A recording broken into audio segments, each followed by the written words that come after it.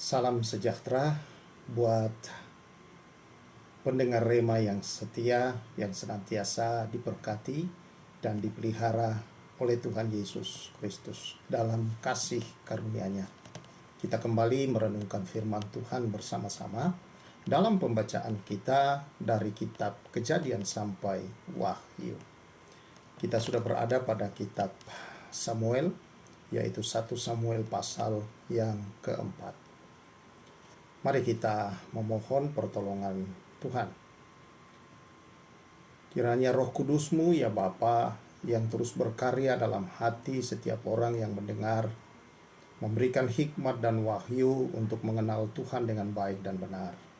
Agar mata hati setiap kami semakin diterangi, untuk kami dapat mengenal Tuhan dan mengerti akan rencana Tuhan, akan berkat Tuhan, dan bahwa betapa hebat dan dahsyatnya kuasa Tuhan di dalam kehidupan gerejanya. Terima kasih Tuhan, berfirmanlah di dalam nama Yesus. Amin.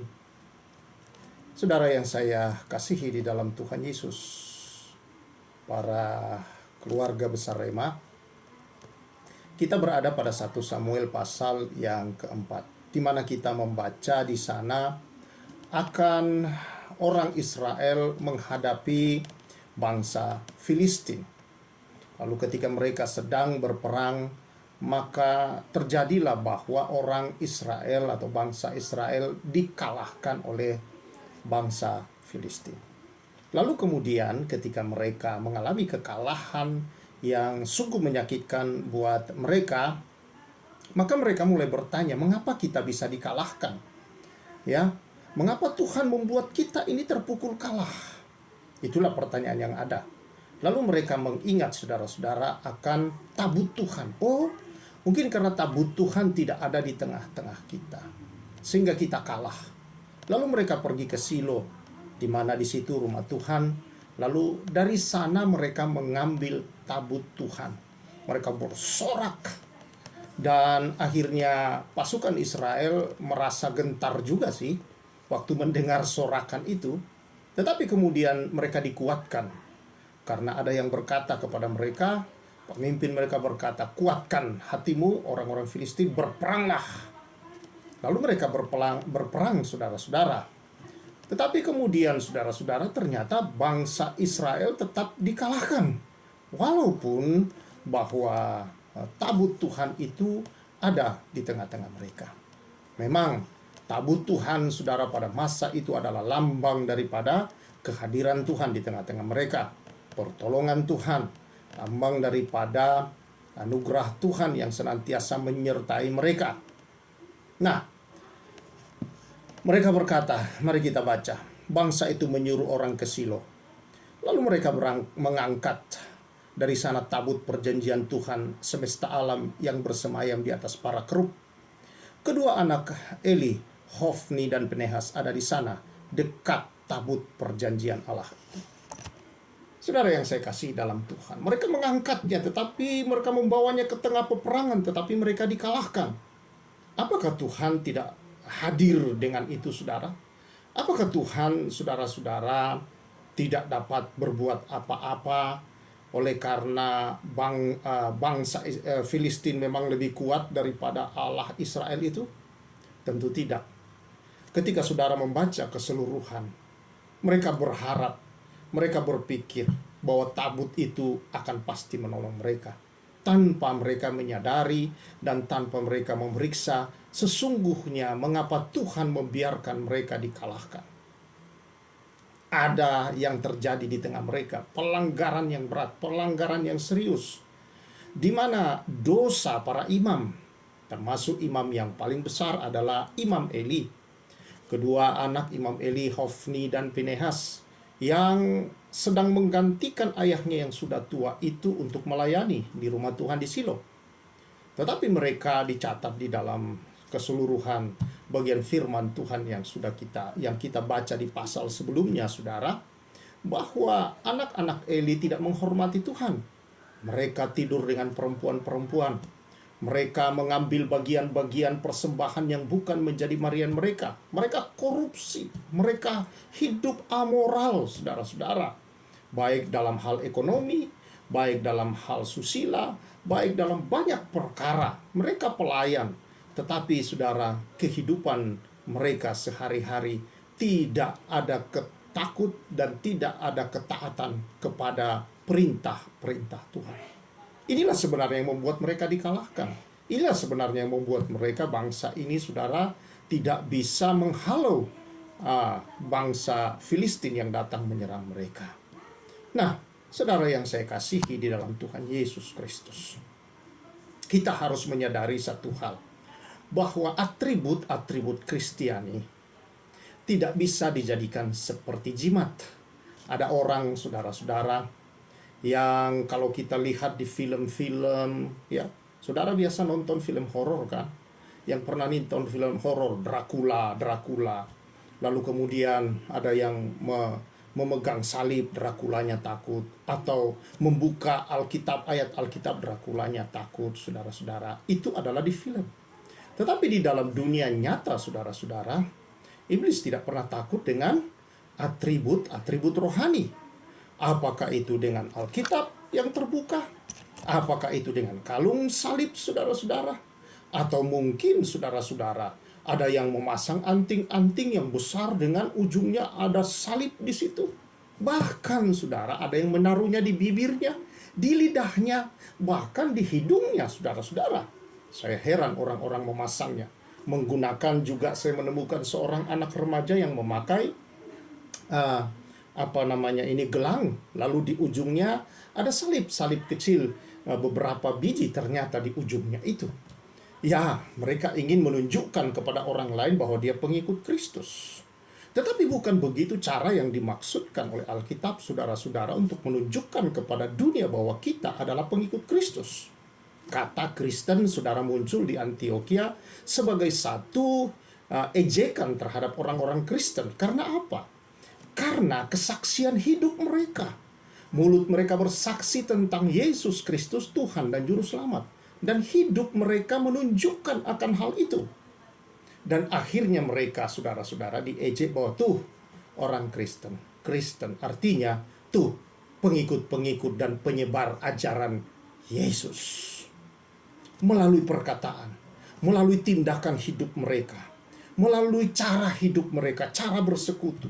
Dan Alkitab mencatat dalam Kisah Rasul bahwa lewat cara hidup mereka lah Tuhan menambahkan terus, bertambah terus orang-orang yang percaya kepada Tuhan.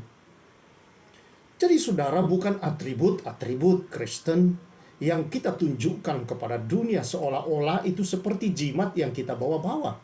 Ada orang ketika sakit tidak pernah membaca Alkitab, tapi pada waktu dia sakit, dia ingat mengambil Alkitab lalu menaruhnya di bawah bantal. Bahkan saudara, dalam pelayanan berkali-kali saya menemukan ada orang, saudara-saudara, yang susah tidur. Lalu kemudian, saudara, supaya dia bisa tidur, dia taruh Alkitab di bawah bantalnya supaya dia bisa tidur. Jadi ini melakukan, saudara, ritual-ritual seperti memperlakukan atribut-atribut rohani ini, saudara-saudara, sebagai jimat. Tidak ada bedanya dengan orang yang membawa jimat-jimat, saudara-saudara. Bukan seperti itu cara yang dimaksudkan oleh Alkitab. Sekali lagi, yang dimaksudkan oleh Alkitab, kehidupan Kristiani, bukan yang nampak dari atribut-atribut Kristiani yang kita bawa, tetapi dari perkataan, dari sikap hidup, dari tingkah laku. Bagaimana saudara dalam pergaulanmu menunjukkan nilai-nilai Kristiani ketika engkau bergaul dengan siapapun. Ketika engkau di dalam pekerjaanmu, engkau menerapkan nilai-nilai Kristus dalam saudara bekerja. Tidak sekedar kita baik, tidak sekedar kita jujur, tetapi kita mengerti seluruh kebenaran itu dan tujuan Allah menempatkan kita dalam sebuah pekerjaan untuk menjadi saksi, saudara-saudara, dengan menerapkan seluruh akan nilai-nilai kebenaran Kristus di setiap hal di kehidupan kita sehari-hari.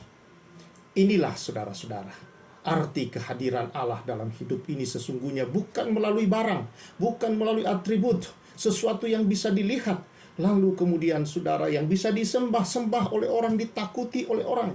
Semua itu adalah buatan tangan manusia, saudara-saudara. Dan kisah ini menunjukkan kepada kita bahwa Bukan masalah Allah tidak hadir. Allah hadir di tengah-tengah mereka.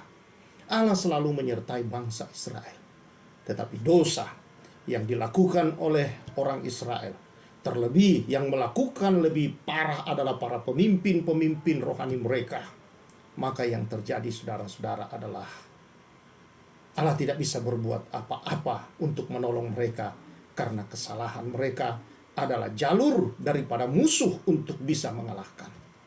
Jalur bagi musuh kita, iblis, untuk bisa menundukkan orang-orang percaya, saudara, untuk bisa membuat orang-orang percaya terjatuh di dalam banyak hal, adalah, saudara-saudara, ketika kita tidak memiliki kehidupan persekutuan yang benar dengan Tuhan, dengan menunjukkan kehidupan yang hidup di dalam iman, yaitu kebenaran kepada firman Allah dan perintah-perintahnya.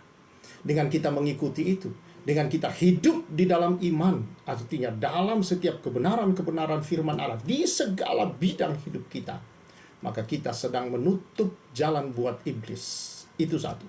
Yang kedua, kehidupan kita yang menunjukkan akan kebenaran Kristus adalah sebuah senjata untuk menyerang, untuk menghancurkan kubu-kubu pertahanan iblis dimanapun kita berada, dan menunjukkan nilai hidup itu.